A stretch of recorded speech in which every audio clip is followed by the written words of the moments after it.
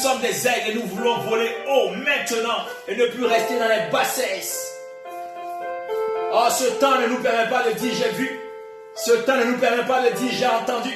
Mais ce temps nous permet de dire je pars sur la situation. Je pars sur la situation.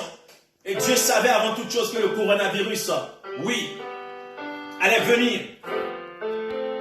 Rendre triste certains, des familles. Mais il n'est pas question de baisser les bras. Il n'est pas question, oui, de dire que Dieu n'existe pas. Car le silence de Dieu est le meilleur moyen pour qu'il se révèle à nous. Parce que lorsque Dieu se tait, c'est qu'il est en train de se lever, et d'asseoir son autorité. Car tout ce qu'il fait dépasse les extrémités de la terre. Dieu est en train, oui, de choisir, de sélectionner un peuple avec qui il veut faire une alliance. Parce que tout concourt au bien de ceux qui l'aiment. Tout concourt au bien de ceux qui aiment Dieu. Alors, est-ce que tu aimes Dieu quand tout est rose? Est-ce que tu aimes Dieu quand tout est beau? Est-ce que tu aimes Dieu quand tout autour de toi, oui, les choses avancent? Non, tu as besoin d'obstacles. Parce qu'il est question de foi. Dieu, il est question de foi. Et nous savons tous, par conscience, que ce qui se passe est bien sûr une bêtise humaine. Une bêtise humaine. Oui, donc personne ne peut rattraper. Alors nous prions pour les gouvernants, nous prions pour les dirigeants, nous prions pour ceux-là même, oui, qui ont planifié, oui, ce désastre. Nous prions pour cette pensée destructive massive qu'a voulu engendrer, oui, ces esprits maléfiques, ces esprits machiavéliques, les esprits qui sont disposés, oui, d'un don macabre. Nous prions pour eux, nous nous repentons pour eux, nous nous repentons pour l'Église, nous nous repentons parce que nous sommes aussi co-responsables de ces actes, parce que le silence de l'Église est synonyme de la fin. Alors Église, lève-toi. Je parle à une Église vivante, je parle à une Église vivante, je parle à une Église invisible, je parle pas aux quatre murs, je parle à toi dont le corps représente le temple du Saint-Esprit. La Bible déclare que nous devons faire de notre corps, notre vie, une nouvelle nation pour accueillir le roi des rois, pour disposer de la paix. Nous sommes en guerre. Alors sois dans la riposte, sois dans l'offensive, ne sois pas dans la défensive. Chrétien, tu es trop dans la défensive. Celui qui est dans la défensive est statique.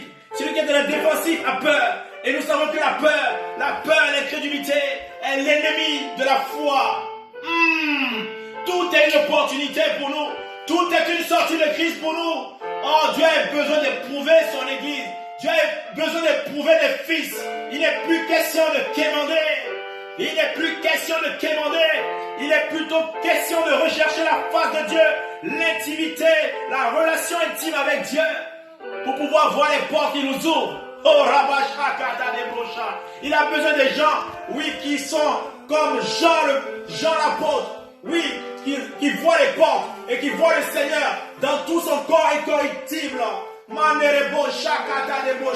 L'église a besoin, oui, d'être revêtie d'un vêtement blanc. Oui, d'un vêtement blanc, d'un vêtement de sainteté, car la sainteté de Dieu, elle est pure. Oh, l'église doit dire, Dieu est saint au quotidien. Nous sommes le reflet de la gloire de Dieu. Dieu nous a créé à son image et à sa ressemblance de peu. Et le mot peu ici représente beaucoup pour Dieu. Beaucoup pour Dieu. Et s'il nous a amenés sur la terre, c'est parce qu'il sait que nous avons la victoire en son nom. Et que les combats sont pour lui. Et la victoire est notre portion. Oh, je parle à quelqu'un. Je parle à une famille. Oui, qui en ce moment, oui, la maladie a voulu les rendre tristes. Dans l'amertume. Et nous brisons cela dans le nom de Jésus. Nous brisons le règne du coronavirus. Nous brisons le règne de toutes les maladies à venir.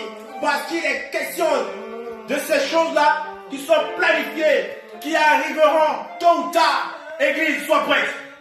Église, sois prête. Parce que ce que nous avons vécu aujourd'hui n'est rien que les choses, qui viendront de plus graves, de plus terribles.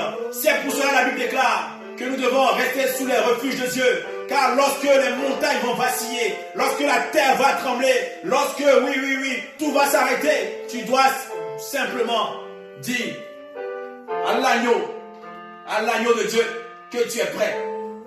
Au lion, de la tribu de Judas, que tu es prêt. Église, es-tu prête? Famille Olivier, es-tu prête? Famille Mabo, es-tu prête? Oui, oui, oui, nous sommes prêts, Seigneur Père. Nous sommes des soldats. Nous sommes des soldats. Nous attendons, oui, ta venue, parce que tu es à la porte. Tu es à la porte. Tu es à la porte. Alors, Seigneur, nous voulons encore accomplir ton règne, étendre ton royaume. Oui, rassembler autour de toi. Oui, ramener des âmes captives à toi, Seigneur Père. Nous voulons être la voix de Jean le Baptiste dans le désert, qui rentrait dans la ville et qui pouvait parler à Hérode. Nous voulons payer le prix, Seigneur Père. Nous ne pouvons plus nous cacher, car nous sommes identifiés, parce que nous avons une langue de feu, celle de Saint-Esprit.